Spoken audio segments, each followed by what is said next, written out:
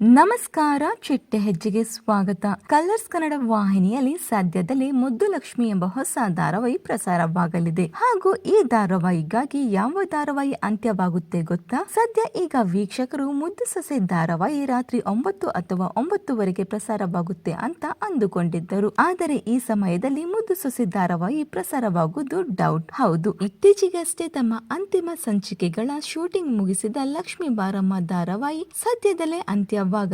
ಹಾಗೂ ಲಕ್ಷ್ಮೀ ಬಾರಮ್ಮ ಧಾರಾವಾಹಿ ಹಾಗೂ ಭಾಗ್ಯಲಕ್ಷ್ಮಿ ಧಾರಾವಾಹಿ ಮತ್ತೆ ಬಂದಾಗಿ 7 ಗಂಟೆಯ ಸ್ಲಾಟ್ ನಲ್ಲಿ ಪ್ರಸಾರವಾಗಲಿದೆ. ಈ ಕಾರಣದಿಂದ ಮುದ್ದು ಸೊಸೆ ಧಾರಾವಾಹಿ ರಾತ್ರಿ 7:30 ಸ್ಲಾಟ್ ನಲ್ಲಿ ಪ್ರಸಾರವಾಗುವ ಸಾಧ್ಯತೆ ಜಾಸ್ತಿನೇ ಇದೆ. ಹಾಗೂ ಈ ಧಾರಾವಾಹಿ ಏಪ್ರಿಲ್ ತಿಂಗಳಿನಿಂದ ಪ್ರಸಾರವಾಗುವ ಸಾಧ್ಯತೆ ಇದೆ. ಆದರೆ ಇದರ ಬಗ್ಗೆ ಎರಡು ಧಾರಾವಾಹಿ ತಂಡ ಯಾವುದೇ ಮಾಹಿತಿ ಹೊರಹಾಕಿಲ್ಲ. ನಿಮ್ಮ ಪ್ರಕಾರ ಮುದ್ದು ಸೊಸೆ ಧಾರಾವಾಹಿ ಯಾವ ಸ್ಲಾಟ್ ನಲ್ಲಿ ಪ್ರಸಾರವಾದರೆ ನಿಮಗೆ ಇಷ್ಟವಾಗುತ್ತೆ ಅನ್ನೋದನ್ನ ಕಮೆಂಟ್ ಮೂಲಕ ತಿಳಿಸಿ. ಈ ಒಂದು ವಿಡಿಯೋ ನಿಮಗೆ ಇಷ್ಟವಾಗಿದ್ದರೆ ಲೈಕ್ ಮಾಡಿ, ಶೇರ್ ಮಾಡಿ, ನಮ್ಮ ಚಿಟ್ಟೆ ಹೆಜ್ಜೆ ಚಾನೆಲ್ ನ ಸಬ್ಸ್ಕ್ರೈಬ್ ಮಾಡಿ. Thank you.